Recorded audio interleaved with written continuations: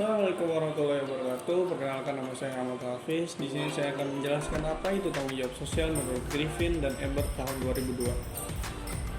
Tanggung jawab sosial adalah usaha suatu bisnis untuk menyeimbangkan komitmennya terhadap kelompok dan individu dalam lingkungannya, termasuk konsumen, bisnis pesaing, karyawan, dan investor. Di sini juga ada area tanggung jawab sosial. Pada saat mendefinisikan permasalahan atau rasa tanggung jawab sosial, suatu perusahaan akan menghadapi 4 hal yang perlu dipertimbangkan, yaitu tanggung jawab terhadap lingkungannya, konsumennya, karyawannya, dan investornya. Contoh dari tanggung jawab terhadap lingkungannya, misal dengan meminimalkan polusi udara yang disebabkan oleh produksi perusahaannya, dan dari contoh konsumennya dengan menyediakan produk yang berkualitas dan dengan harga yang sesuai, dan dari karyawannya dengan melakukan berbagai aktivitas seperti rekrutmen, pelatihan, promosi, dan lain-lain. Dan contoh untuk investornya, misal dengan memberikan laporan keuangan dengan baik dan jujur. Dan dari Di sini saya akan menerangkan tentang tujuan CSR, yaitu setiap program dalam perusahaan harus memiliki tujuan jelas menjadi pedoman dalam pelaksanaan program tersebut. Secara umum, program CSR dalam sebuah perusahaan memiliki tujuan sebagai berikut. 1. Memberikan kontribusi terhadap pengembangan lingkungan dan masyarakat sekitar. 2. Menjaring sumber daya manusia yang berkualitas dan potensial. 3. Mengurangi risiko terjadinya korupsi dan kerugian. 4. Membedakan perusahaan dengan pesaing. 5. Menjalin hubungan yang baik dengan masyarakat di luar perusahaan.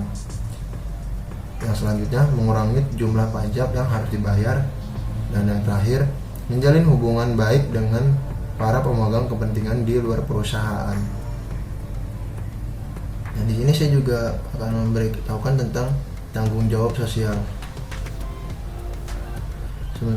Tanggung jawab sosial merupakan wujud kepedulian suatu entitas pada masyarakat dan lingkungan sekitar di mana ia berada. Istilah lingkungan sekitar ini meliputi konsumen, supplier, karyawan, kreditor, lingkungan, komunitas, masyarakat, dan sebagainya. Sehingga tanggung jawab sosial perusahaan merupakan bagian dari etika bisnis. Pelaksanaan program CSR. Setiap perusahaan memiliki berbagai macam cara untuk melaksanakan program CSR. Saya akan mengambil satu perusahaan, yaitu PT PLN. PT PLN sendiri memiliki 3 pelaksanaan program CSR. Yang pertama ada Community Relation, Community Service, dan yang ketiga adalah Community Empowering. Community Relation yaitu kegiatan ini menyangkut pengembangan kesepahaman melalui komunikasi dan informasi pada para pihak yang terkait. Contohnya, beberapa kegiatan yang dilakukan PLN antara lain melaksanakan sosialisasi instalisasi listrik dan melaksanakan sosialisasi bahaya layang-layang di daerah Sumeneb. Yang kedua yaitu Community Service. Nah, program bantuan dalam kegiatan ini berkaitan dengan pelayanan masyarakat atau kepentingan umum. Pada kegiatan dilakukan selama tahun 2011, antara lain memberikan bantuan bencana alam, bantuan sarana umum pemasangan turap untuk pedesaan di Kecamatan Rumpin, Kabupaten Bogor, dan bantuan perbaikan sarana ibadah, dan masih banyak lagi. Program CSR yang kedua yaitu ada Community Service. Program bantuan dalam kegiatan ini berkaitan dengan pelayanan masyarakat atau kepentingan umum. Kegiatan yang dilakukan selama tahun 2011 antara lain memberikan bantuan bencana alam, bantuan sarana umum pemasangan turap untuk warga pedesaan. Yang ketiga yaitu ada bantuan perbaikan sarana ibadah. Tujuan perusahaan terhadap kepentingan publik dapat diwujudkan melalui pelaksanaan program-program CSR yang berkelanjutan dan menyentuh langsung aspek-aspek kehidupan masyarakat. Namun demikian dapat ditegaskan bahwa pengeluaran biaya untuk program-program CSR merupakan investasi perusahaan untuk memupuk modal sosial. Etika manajerial. Etika yaitu prinsip-prinsip dan nilai-nilai moral yang mengatur perilaku seseorang atau sebuah kelompok dalam hubungannya dengan apa yang benar atau yang salah. Etika manajerial adalah standar perilaku yang memadu manajer dalam pekerjaannya.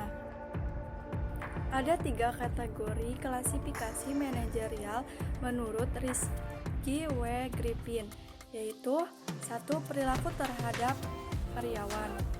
Kategori ini meliputi aspek perekrutan, pemecatan, kondisi upah dan kerja, serta privasi atau respek. 2. Perilaku terhadap organisasi. Masalah yang kerap terjadi di dalam organisasi yaitu menyangkut tentang kejujuran, konflik kepentingan, dan kerahasiaan. 3. Perilaku terhadap agen ekonomi lainnya. Pandangan etika manajerial. Ada 4 pandangan mengenai etika manajerial.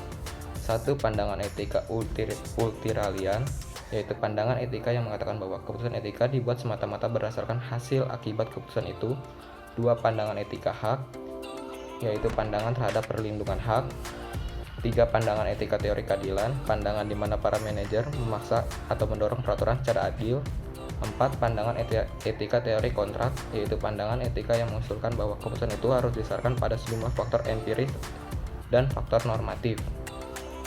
Kode etik perusahaan. Kode etik perusahaan merupakan pedoman internal, yaitu berlaku mengikat di lingkungan perseorangan yang berisikan seperangkat nilai etika bisnis, etika kerja, dan norma-norma terkait kepatuhan dan kepatuhan terhadap kebijakan dan ketentuan yang telah dibakukan oleh perusahaan maupun aturan perundang-perundangan yang ada di negara tersebut. Selanjutnya ialah bagaimana cara penggunaan kode etik yang efektif. Pertama, kode etik harus dikembangkan sebagai panduan dalam menangani dilema etika dalam pengambilan keputusan.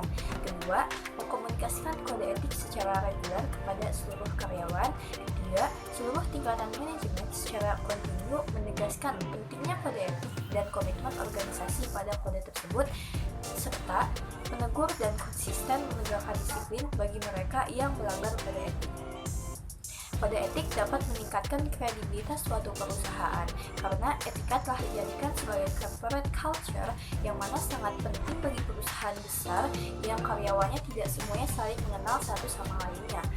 Dengan adanya kode etik, secara intern semua karyawan terikat dengan standar etis yang sama sehingga akan mengambil kebijakan atau keputusan yang sama terhadap kasus sejenis yang timbul.